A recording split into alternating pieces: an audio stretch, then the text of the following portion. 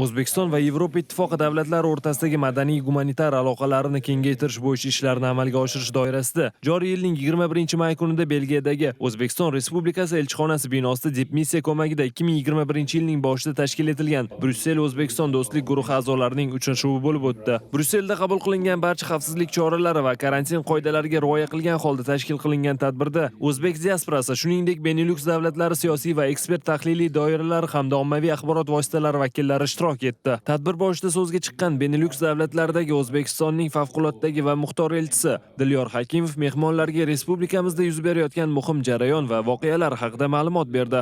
Birlashgan Millatlar Tashkiloti Bosh assambleyasi tomonidan Orolbo'yi mintaqasini ekologik innovatsiya va texnologiyalar hududi sifatida e'lon qilinishi bo'yicha maxsus qaror qabul qilinganligi haqida alohida to'xtalib o'tildi. Mazkur tashabbus O'zbekiston prezidenti Shavkat Mirziyoyevga tegishli ekanligi ta'kidlandi. Ushbu hujjatga dunyodagi turli mintaqalardagi qariyb 60 ta davlat muallifdoshlik qildi. Mintaqada ekologik, ijtimoiy, iqtisodiy va demografik vaziyatni yaxshilashga qaratilgan chora-tadbir va tashabbuslarni faollashtirish, shuningdek Orol dengizi inqirozining oqibatlarini bartaraf etish hamda hududni qayta tiklash borasida ilmiy tadqiqot va maslahat berish faoliyati amalga oshirishda Orolbo'yi uchun qabul qilingan qarorning ahamiyati batafsil yoritildi. Tadbirda xorijiy markazning loyihalari bo'yicha menejeri, Bryussel-O'zbekiston do'stlik guruhi raisi o'rinbosari Alberto Turkstra O'zbekistonda olib boriladigan islohot va o'zgarishlarga ijobiy baho berdi. Shuningdek, Birlashgan Millatlar Tashkiloti Bosh assambleyasi tomonidan Orolbo'yiga oid qaror qabul qilinganligi ahamiyatini davlatimiz rahbariyati tomonidan olib borilayotgan ochiq va konstruktiv tashqi iqtisodiyotning navbatdagi yutug'i sifatida ta'kidladi. Tadbir doirasida Turkstra Bryussel-O'zbekiston do'stlik guruhining asosiy maqsad va vazifalari to'g'risida gapirib berdi. Shuningdek, Turkstra ishtirokchilarga joriy yilda rejalashtirilgan ba'zi tadbirlar haqida xabar berdi.